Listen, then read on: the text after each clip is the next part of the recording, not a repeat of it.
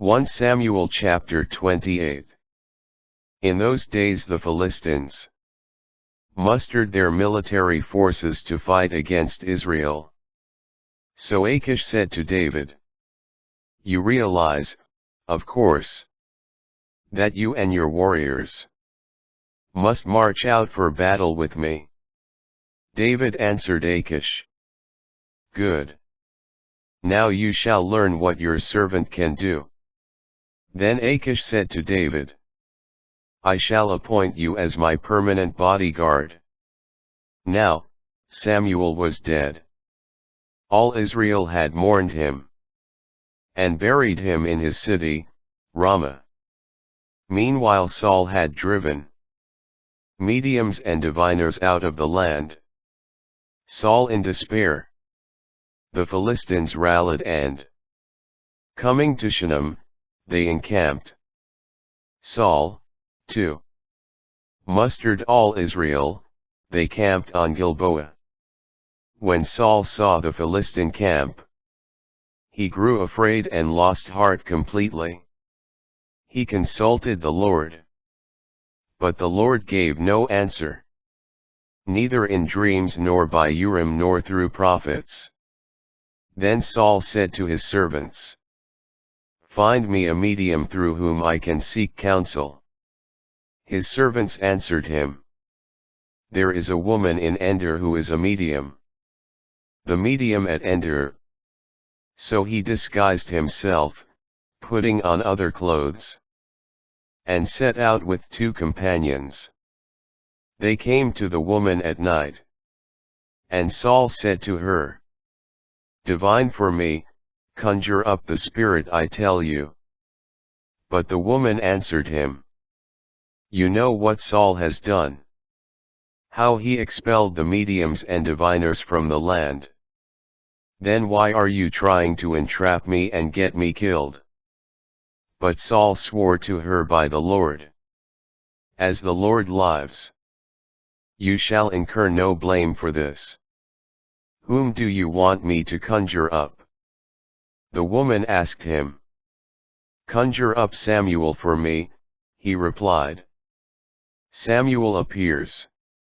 When the woman saw Samuel, she shrieked at the top of her voice and said to Saul, "Why have you deceived me? You are Saul." But the king said to her, "Do not be afraid. What do you see?" "I see a God rising from the earth," she replied. "What does he look like?" asked Saul. "An old man is coming up wrapped in a robe," she replied. Saul knew that it was Samuel, and so he bowed his face to the ground in homage. Saul's doom. Samuel then said to Saul, "Why do you disturb me by conjuring me up?" Saul replied, "I am in great distress, for the Philistines are waging war against me, and God has turned away from me. Since God no longer answers me through prophets or in dreams, I have called upon you to tell me what I should do." To this Samuel said, "But why do you ask me? If the Lord has abandoned you for your neighbor, the Lord has done to you what he declared through me. He has torn the kingdom from your hand, and has given it to your neighbor David, because you disobeyed the Lord's directive and would not carry out his fierce anger against Amalek. The Lord has done this to you today. Moreover, the Lord will deliver Israel, and you as well, into the hands of the Philistines. By tomorrow you and your sons will be with me, and the Lord will have delivered the army of Israel into the hands of the Philistines." Immediately Saul fell full length on the ground, in great fear because of Samuel's message. He had no strength left, since he had eaten nothing all that day and night. Then the woman came to Saul and seeing that he was quite terror-stricken, said to him, "Remember, your maidservant obeyed you. I took my life in my hands and carried out the request you made of me.